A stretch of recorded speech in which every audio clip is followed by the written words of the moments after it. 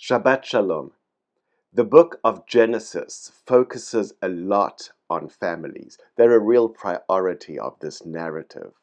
And it turns out that these families are generally pretty complicated. And I think that's a great thing. Rather than setting us up to feel like family life ought to be easy, so what are we doing wrong? How have we failed? I think Torah wants to give us a deeper understanding of families. It certainly wants us to be in families, and it wants us to succeed in families. And it does this by illustrating at times what the pitfalls of family life can be, what can go wrong. As is so often the case, we might reflexively look around and try to discover what is wrong with others, when it might indeed serve us better to be turning our gaze inwards. We drive the car, we see an accident, we rubberneck around to look that way at what has happened, and we have an accident ourselves. But if we focused more on the road ahead instead of turning around, we might in fact do a whole lot better. So, in this week's Parashat, VaYeshev, Joseph's brothers don't come across as a particularly savory bunch. Their actions are no way to treat another human being, especially not a sibling. But what about Joseph? Is he all that innocent? His attitude, his behavior are no way to treat other people either, and especially not siblings. Look, what we know about him is that he's gifted, he has genius, he has good looks, and all of these things are immediately noticeable to anyone, and especially to his father, who favors him among all of his children. These attributes of his are not a crime, but he carries a certain distinct failure. And when I say he, I'm referring to Joseph, of course, for all of these outstanding attributes, most enviable attributes. He does have a distinct failure too, that he is all too aware of his talents and of his good fortune.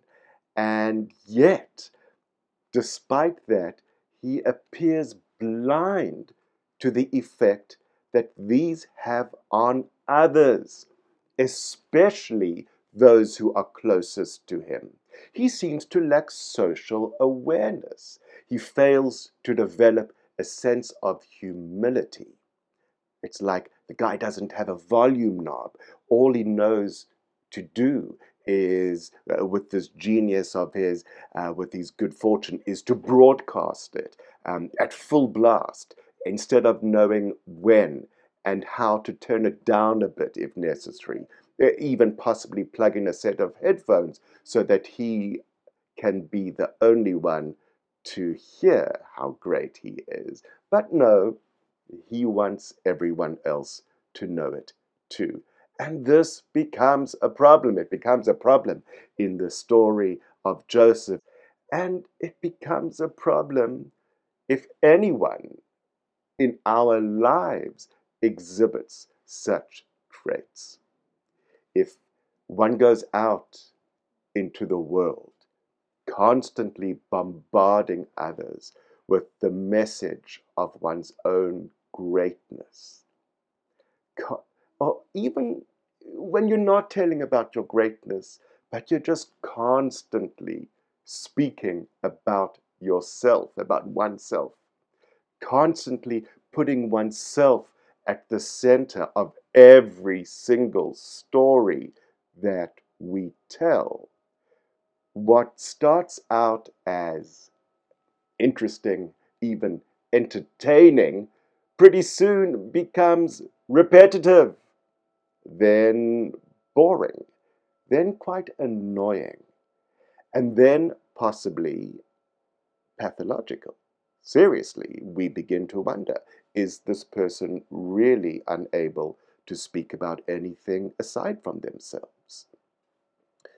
This total imbalance of skills, greatness, or even just a compelling uniqueness, that without humility, without a sense of limits and boundaries, is so often how loneliness begins to spiral out of control, as what people end up doing unintentionally is pushing others away. Rabbi Bradley Artson writes, "On the surface, there's no reason for Joseph to be lonely. He is, after all, the favorite child of his father. He's surrounded by 11 brothers and sisters. He, in the midst of a bustling and energetic family. Joseph indeed has the potential to fill his life with friendship, to fill it with family that he's completely surrounded by, and to fill it with love.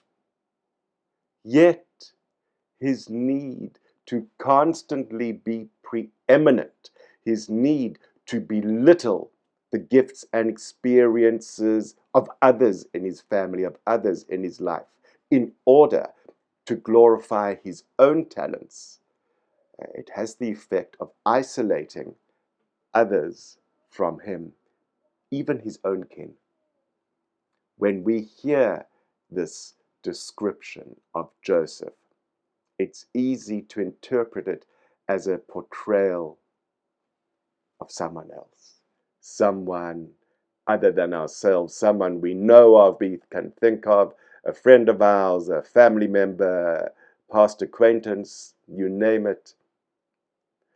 But how many of us do not sometimes, at least sometimes, fall into that trap which is described these days of too often trying to be interesting rather than being interested, repeatedly, over and over, constantly needing people to know about us, what we've done, what we think, instead of turning the conversation around and displaying genuine eagerness to learn more about others. Um, not necessarily in an information-seeking mode that feels like an interrogation where people fire one question after the next, but out of a genuine sense, a genuine desire to get closer and to build meaningful relationships and connections with others. More often than not, we are the masters, the creators of our fates, rather than the victims of other people's designs. And yet it can be so painfully difficult for us to see this, for us to be aware of what we do to ourselves, how we push others away from us. Joseph experiences the depths of despair at the hands of his brothers, then as an Egyptian slave, then as a prisoner in an Egyptian jail. In that prison, though, he learns how to sympathize. He learns that prisoners at the bottom, at the very lowest rungs of society, are still human beings, and that one can excel in all kinds of ways, even without having to minimize, reduce the talents of other people. At long last, in the life of this character, he learns how to listen to others. In the past, whenever he has interpreted dreams, it's been about him paying attention to the dreams of his own subconscious. But now he learns to listen to others and to the stories that they tell of their own dreams. And it is only once he has mastered this skill, the skill of listening to others, of taking seriously the concerns of other people, even though they may seem pedestrian and relatively inconsequential compared to his own. It is only once he's learned to do this that he is ready for greatness. I hardly need to tell you what the benefit of listening is, how important it is, how valuable it is to others, to ourselves, to the relationships that we have. You know it already. And if you know anything, you know that it can be very difficult. This Shabbat, as we seek and hopefully find moments of stillness, of peace by ourselves,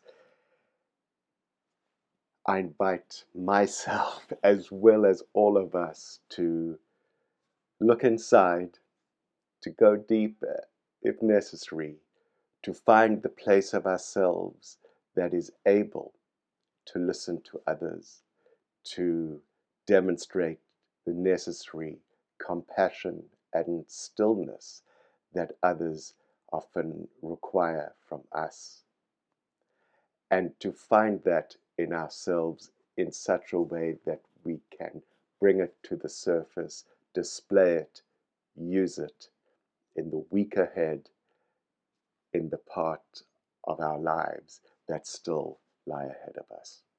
Shabbat Shalom.